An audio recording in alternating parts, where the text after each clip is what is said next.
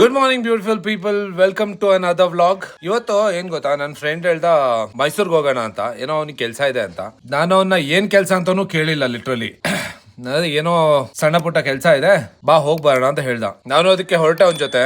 ಏನಾಗುತ್ತೆ ಅಲ್ಲೋಗಿ ನೋಡೋಣ. ಏನ್ ಕೆಲಸ ಅಂತ ನಿಮ್ಗೆ ದಾರಿಲಿ ತಿಳಿಸ್ತೀನಿ, ಬನ್ನಿ.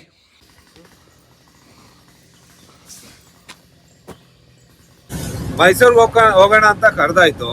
ಏನಕ್ಕೆ ಹೋಗ್ತಾ ಇರೋದು ಮೈಸೂರಿಗೆ ಅಂತ ಅವ್ರನ್ನೇ ಕೇಳೋಣ. ಏನಕ್ಕೆ ಹೋಗ್ತಾ ಇದ್ದ ಮೈಸೂರಿಗೆ? ನಾವು ಮೈಸೂರು ನಮ್ದೊಂದು ಮಿಷಿನ್ ಅಗತ್ಯ ಮಾಡುವಂತ ಒಂದು ಮಿಷಿನ್ ಇದೆ. ಅದನ್ನ ಸ್ವಲ್ಪ ಅಲ್ಲಿ ರಿಪೇರಿಗೆ ಮಾಡಿಸ್ಕೊಂಡು ತಗೊಂಡ್ ಬರುವ ಅಂತ ಹೊರಟಿದೀವಿ. ಸೊ ಗೈಸ್, ಏನ್ ಗೊತ್ತಾ, ಇದು ಒಂದು ಅಗತ್ಯ ಮಾಡೋ ಮಿಷಿನ್ ಇದೆ ದೊಡ್ಡದಲ್ಲಿ, ಆಯ್ತಾ. ಬೇಸಿಕಲಿ ಅದು ಸ್ವಲ್ಪ ರಿಪೇರಿ.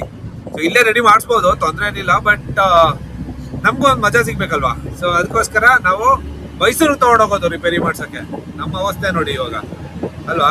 ಇದ್ರೊಳಗೆ ಐತೆ ನೋಡಿ, ಇದೆ ರಿಪೇರಿಗೆ ತಗೊಂಡು ಹೋಗ್ತಾ ಇರೋದು. ಇವ್ರಿದಾನಲ್ಲ, ಇದೇನ್ ಗೊತ್ತಾ, ನಾವು ಪಿಕಪ್ ಅಲ್ಲಿ ಹೋಗ್ತಾ ಇರೋದು, ಆಯ್ತಾ. ಇವನು ಓಡ್ ಬಂದು ಫಸ್ಟ್ ಡ್ರೈವಿಂಗ್ ಸೀಟ್ ಅಲ್ಲಿ ಕುತ್ಕೊಂಡ್ಬಿಡ್ತಾನೆ. ಯಾಕಂದ್ರೆ ಅಲ್ಲಿ ಈಸಿ ಅಲ್ವಾ. ಇಲ್ಲಿ ನಾವು ಎಲ್ಲ ರಿಸ್ಕ್ ಅಲ್ಲಿ ಅಡ್ಜಸ್ಟ್ ಮಾಡ್ಕೊಂಡು ಕೂತಿರ್ತೀವ. ಅವನಿಗೆ ಮಾತ್ರ ನೆಮ್ಮದಿಯಲ್ಲಿ ಡ್ರೈವಿಂಗ್ ಸೀಟ್ ಅಲ್ಲಿ ಕೂತ್ಕೊಂಡು ಆರಾಮ್ಸೆ ಹೋಗ್ಬೇಕು. ನಾವ್ ಇಲ್ಲಿ ಅನುಭವಿಸ್ಕೊಂಡು ಹೋಗ್ಬೇಕು. ಇರೋ ಬರೋ ಹಂಪೆಲ್ಲ ಹಾರಿಸ್ಕೊಂಡು ಹೋಯ್ತಾನ ಅವನು. ಅದೆಲ್ಲ ನಾವು ಅನುಭವಿಸ್ಕೊಂಡು ಸಾಯ್ಬೇಕು ನಾವು ಇವ್ರ ಜೊತೆ. 3 ಕಿಲೋಮೀಟರ್ ಜರ್ನಿ ಮಾಡ್ತಾ ಇದೀವಿ. ಇಲ್ಲಿಂದ ಮೈಸೂರಿಗೆ ಆಲ್ಮೋಸ್ಟ್ ನಮಗೆ 100 ಕಿಲೋಮೀಟರ್ಸ್ ಆಗುತ್ತೆ, ಆಯ್ತಾ. ಕಾರಲ್ಲಿ ಹೋಗೋದಾದ್ರೆ ಬೇರೆ ಸೀನ್ ಅದು. ಪಿಕಪ್ ಅಲ್ಲಿ ಹೋಗೋದಂದ್ರೆ ಕಾರಲ್ಲಿ ಆದ್ರೆ 1.5 ಗಂಟೆ ಆಗುತ್ತೆ. ಪಿಕಪ್ ಅಲ್ಲಿ ಹೋಗೋದಂದ್ರೆ ಅಯ್ಯೋ ದೇವ್ರೇ ಕಾಪಾಡ್ಬೇಕು. ರೋಡ್ಗಳು ಬೇರೆ ಅಷ್ಟು ಚೆನ್ನಾಗಿದೆ ನಮ್ಮ ಕರ್ನಾಟಕದ್ದು. ಅದ್ರ ಬಗ್ಗೆ ಹೇಳ್ಬೇಕಾ, ನಿಮ್ಗೆ ಗೊತ್ತಿದೆ ಅಲ್ವಾ. ಈ ರೋಡಲ್ಲಿ ನಾವು ಪಿಕಪ್ ಅಲ್ಲಿ ಹೋಗೋದಂದ್ರೆ ಒಂಥರ ಥ್ರಿಲ್ಲಿಂಗ್ ಅಡ್ವೆಂಚರ್. ಇದು ಜರ್ನಿ ಅಲ್ಲ, ಇದು ಕರ್ನಿ. ಏನ್ ಗೊತ್ತಾ, ಇದು ನಾವು ಗಾಡಿ ಕಟ್ಟಿರ್ತೀವಿ ನೋಡಿ. ಇದು ಹುತ್ರಿ ಟೈಮ್ ಅಲ್ಲಿ ಕತ್ತರ್ ತೆಗ್ದಾದ್ಮೇಲೆ ಇದನ್ನ ನಾವು ಗಾಡಿಗೆ ಮತ್ತೆ ಮನೆಗೆ, ಕಬೋರ್ಡಿಗೆ ಮತ್ತೆ ಯಾವ್ದೆಲ್ಲ ಜಾಗಗಳಿದಾವೆ ಎಲ್ಲ ಒಳ್ಳೊಳ್ಳೆ ಜಾಗಕ್ಕೂ ನಾವು ಇದನ್ನ ಕಟ್ತೀವಿ. ಬೇಸಿಕಲಿ ಏನ್ಗೋಸ್ಕರ ಕಟ್ಟೋದು ಆಕ್ಚುಲಿ ಇದು ಭತ್ತದ ತೆನೆ. ನಮ್ಮ ಉತ್ರಿ ಹಬ್ಬದಲ್ಲಿ ನಾವು ಸುಗ್ಗಿ ಹಬ್ಬದ ತರ ಆಚರಿಸ್ತೇವೆ.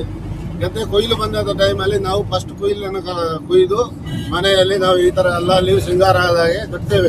ಇದರಲ್ಲಿ ಒಂದು ಅರಳಿ ಎಲೆ ಇದೆ, ಒಂದು ಮಾವಿನ ಎಲೆ ಇದೆ, ಒಂದು ಬಳ್ಳಿದು ಒಂದು ಗಿಡದ ನಾರು ಇದೆ. ಅದು 3 ಸೇರಿಸಿ ನಾವು ಕಟ್ತೇವೆ. ಈ ಬಳ್ಳಿ ನಾರೇನಿದಲ್ಲ, ಇದು ಸ್ಪೆಷಲ್ ನಾರು. ಮಾಮೂಲಿಯಾಗಿ ಯಾವ್ದೋ ಒಂದು ಬಳ್ಳಿ ಇದೆಲ್ಲ ಕಟ್ಟಕ್ ಆಗಲ್ಲ. ಸೊ ಅದು ಹುತ್ರಿ ಬಳ್ಳಿ ಅಂತಾನೆ ಇದೆ.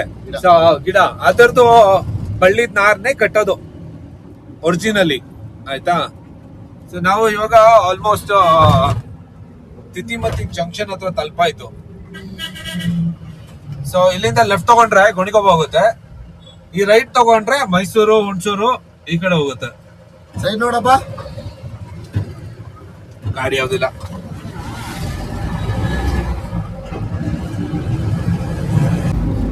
ಈಗ ಬೇಸಿಕಲಿ ಏನ್ ಗೊತ್ತಾ, ನಾನು ನನ್ನ ಚಾನೆಲ್ ಬಂದ್ಬಿಟ್ಟು ಹಿಂದಿ ವ್ಲಾಗ್ ಚಾನೆಲ್ ಅಂತ ಕ್ರಿಯೇಟ್ ಮಾಡಿರೋದು. ಸೊ ಹಳೆ ಚಾನೆಲ್ ಏನಿತ್ತು ನಂದು, ಅದರಲ್ಲಿ ಸ್ವಲ್ಪ ಸ್ಟ್ರೈಕ್ ಎಲ್ಲ ಇತ್ತು. ಸೊ ಅದರಿಂದ ನಾನೇನ್ ಮಾಡಿದೆ, ಅದನ್ನ ಡಿಲೀಟ್ ಮಾಡಾಕ್ಬಿಟ್ಟೆ. ಯಾಕಂದ್ರೆ ಯೂಟ್ಯೂಬ್ ಅಲ್ಲಿ ಸುಮ್ಮನೆ ನಮ್ಮ ಚಾನೆಲ್ ಡೆಡ್ ಆಗ್ಬಿಡುತ್ತೆ ಅಂದ್ಬಿಟ್ಟು. ಈಗ ಬೇಸಿಕಲಿ ಪಾಯಿಂಟ್ ಏನಂದ್ರೆ, ನಂದು ಚಾನೆಲ್ ಬಂದು ಹಿಂದಿ ವ್ಲಾಗ್ ಚಾನೆಲ್ ಕ್ರಿಯೇಟ್ ಮಾಡಿರೋದು. ಸೊ ನಾನು ಇವಾಗ ಕನ್ಫ್ಯೂಷನ್ ಏನಂದ್ರೆ, ಕನ್ನಡದಲ್ಲಿ ವ್ಲಾಗ್ ಮಾಡ್ಲಾ ಇಲ್ಲ ಹಿಂದಿಯಲ್ಲಿ ವ್ಲಾಗ್ ಮಾಡ್ಲಾ. ಯಾಕಂದ್ರೆ ನನಗೆ ಹಿಂದಿನೂ ಬರುತ್ತೆ, ಕನ್ನಡ ಬರುತ್ತೆ, ತಮಿಳ್ ಬರುತ್ತೆ, ಮಲಯಾಳಂ ಬರುತ್ತೆ, ಎಲ್ಲ ಲ್ಯಾಂಗ್ವೇಜು ಬರುತ್ತೆ. ಸೊ ಈಗ ಬೇಸಿಕ್ ನನಗಿರೋ ಸ್ಕಿಲ್ಸ್ ಅಲ್ಲಿ ನನಗೆ ಆಲ್ಮೋಸ್ಟ್ ಎಲ್ಲ ಲ್ಯಾಂಗ್ವೇಜ್ ಬರುತ್ತೆ. ಅದು ಸುಮಾರಷ್ಟು ಜನರಿಗೆ ಎಲ್ಲ ಲ್ಯಾಂಗ್ವೇಜ್ ಮಾತಾಡಕ್ ಆಗಲ್ಲ. ಸೊ ನಾನು ಹಿಂದಿ ಬ್ಲಾಗ್ಸ್ಗಳೂ ಚೆನ್ನಾಗೇ ಬರುತ್ತೆ. ನಾನು ಇವಾಗ ಏನ್ ಮಾಡ್ಬೇಕು ಅನ್ನೋದು ನನ್ನ ಕ್ವಶನ್. ಇವಾಗ ಕನ್ನಡದಲ್ಲಿ ಬ್ಲಾಗ್ ಮಾಡ್ಲಾ ಇಲ್ಲ ಹಿಂದಿಯಲ್ಲಿ ಬ್ಲಾಗ್ ಮಾಡ್ಲಾ, ಯಾವ್ದು ಬೆಟರು? ನನ್ನ ಲೆಕ್ಕದಲ್ಲಿ 2 ಬೆಟರೇ. ಕನ್ನಡ ಇರಲಿ, ಹಿಂದಿ ಅದ್ರ ಮೇಲೆ ಇರಲಿ. ಅಂದ್ರೆ ನಾವೀಗ ಸುಮಾರಾಗಿ ಕರ್ನಾಟಕದಲ್ಲಿ ನಾವು ಕೊಡಗಿನಲ್ಲಿ ಇರೋದು. ನಾವು ಕೊಡಗಿನ ಜನ ನಮ್ಗೆ ನಮ್ಮ ಚಾನಲ್ ಸ್ವಲ್ಪ ನೋಡ್ತಾರೆ, ಹಂಗೆ ಕರ್ನಾಟಕ ಜನ ನೋಡ್ತಾರೆ, ಹಂಗೆ ಇಂಡಿಯಾದ ಜನ ನೋಡ್ತಾರೆ. ಅದರಲ್ಲಿ ಜನರಿಗೆ ಯಾವ್ದು ಇಷ್ಟಪಡುತ್ತೆ ಅದು ಲ್ಯಾಂಗ್ವೇಜಿನ ಅವ್ರು ಖುಷಿ ಪಡ್ತಾರೆ.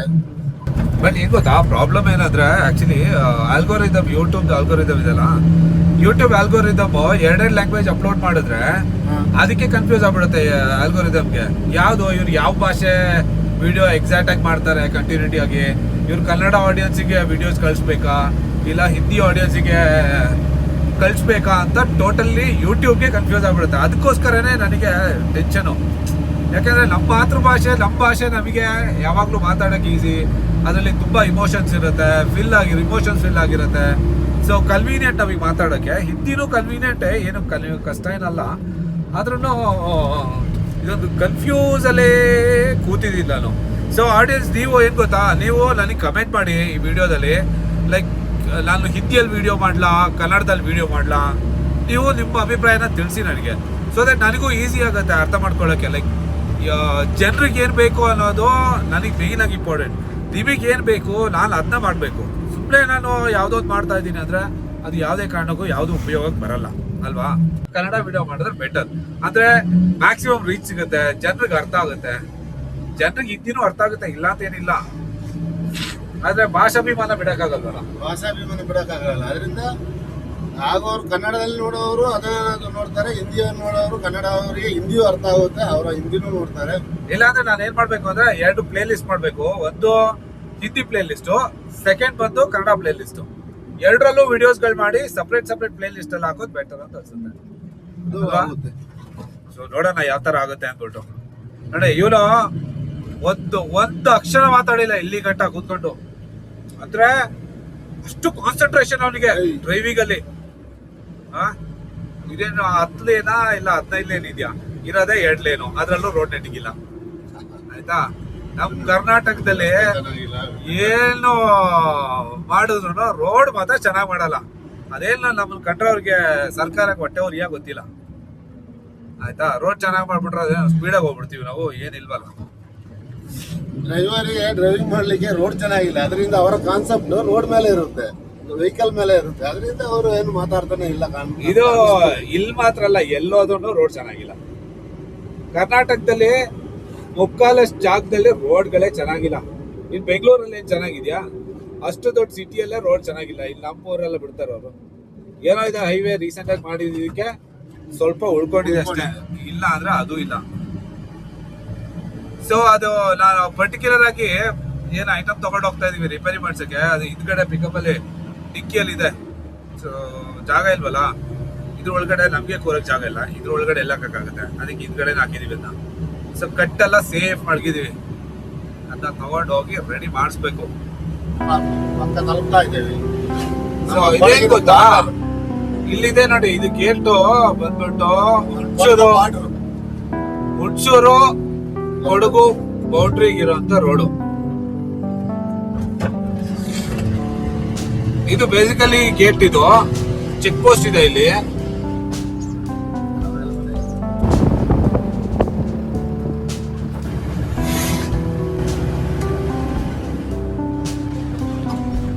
ಇದು ನಮ್ ರೋಡಿನ ಅವಸ್ಥೆ ನೋಡಿ.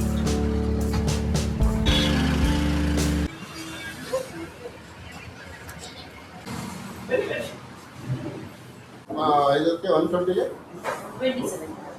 ಆಯಿಲ್ ಎಷ್ಟು ಮಾಡ್ಬೋದು?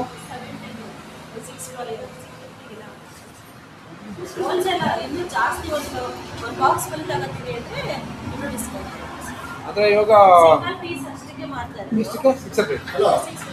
650 per liter. ಸೊ ಇದು ಇವತ್ತು ಬಂದಿದ್ದ ಕೆಲಸ ಅಷ್ಟಕ್ಕೆ ಆಗೋದು. ಇವಾಗ ಈ ಮಿಷಿನ್ ಮೋಸ್ಟ್ಲಿ ರೆಡಿ ಆಗೋದಕ್ಕೆ ಆಲ್ಮೋಸ್ಟ್ 1 ವೀಕ್ ಆಗುತ್ತೆ. 1 ವೀಕ್ ಆದ್ಮೇಲೆ ಬಂದು ನೋಡಿದ್ರೆ ಸಾಕು. ಸೊ ಇದು 1 ವಾರ ಕಳೆದ್ಮೇಲೆ ಸಿಗೋದು ನಮಗೆ, ಆಯ್ತಾ. ಸೊ ಅಲ್ಲಿಗೆ ಬರ್ಬೇಕಾದ್ರೆ ಇನ್ನೊಂದು ಬ್ಲಾಗ್ ಮಾಡ್ತೀನಿ, ಅವಾಗ ನೋಡುವಂತ. ಸೊ ಗೈಸ್, ಇವಾಗಷ್ಟೇ ನಾನು ಮನೆಗೆ ತಲುಪಿದೆ. ಸೊ ಚಾನಲ್ಗೆ ಯಾರೆಲ್ಲ ಸಬ್ಸ್ಕ್ರೈಬ್ ಮಾಡಿಲ್ಲ ದಯವಿಟ್ಟು ಸಬ್ಸ್ಕ್ರೈಬ್ ಮಾಡ್ಕೊಳ್ಳಿ. ಸೊ ಈ ವ್ಲಾಗ್ ನ ಇಲ್ಲೇ ಎಂಡ್ ಮಾಡ್ತಾ ಇದ್ದೀನಿ. ಸಿಗೋಣ ಇನ್ನೊಂದು ವಿಡಿಯೋದಲ್ಲಿ, ಇನ್ನೊಂದು ವ್ಲಾಗ್ ಅಲ್ಲಿ. Till then keep supporting. Love you all. Bye bye.